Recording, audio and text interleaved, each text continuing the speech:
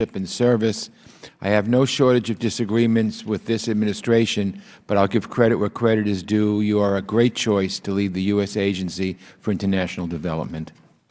When you briefed our committee members a few weeks ago, I got a clear sense that you understand why development is so important, that the investments we make in these efforts pay huge dividends, that USAID's work advances American values, promotes economic prosperity, and improves lives around the globe.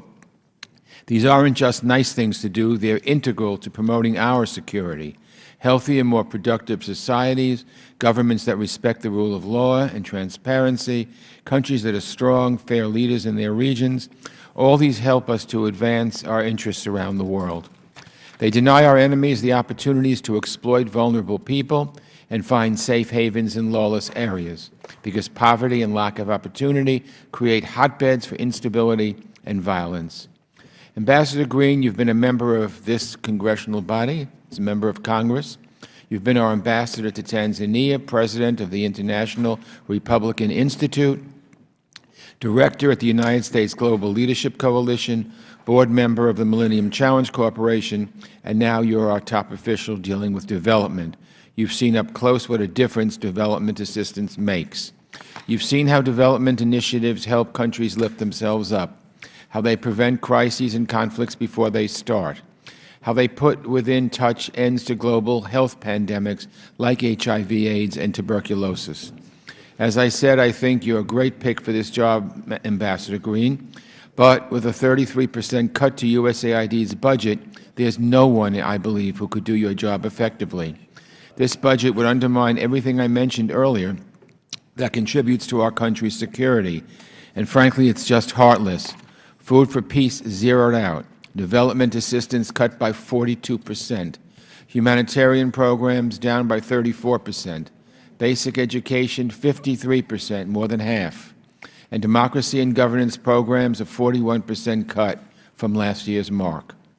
And beyond the numbers, dangerous policies like the global gag rule are doing real harm. This medieval approach to women's health is causing clinics to close, blocking access to HIV tests, and denying women and girls basic health care from doctors and nurses they trust. It just isn't possible to keep making progress on our international development priorities if we slash the budget by a third. This proposal represents another step in America's withdrawal from the world at a time when our leadership is needed more than ever. Fortunately, it's been clear since the administration submitted its budget last year that there's bipartisan opposition to these drastic cuts, which would undermine our role on the global stage. There are simply too many challenges where America can make a difference. The four famines, the Rohingya crisis in Burma and Bangladesh, Venezuelan refugees fleeing to Colombia and Brazil, the ongoing horror in Syria.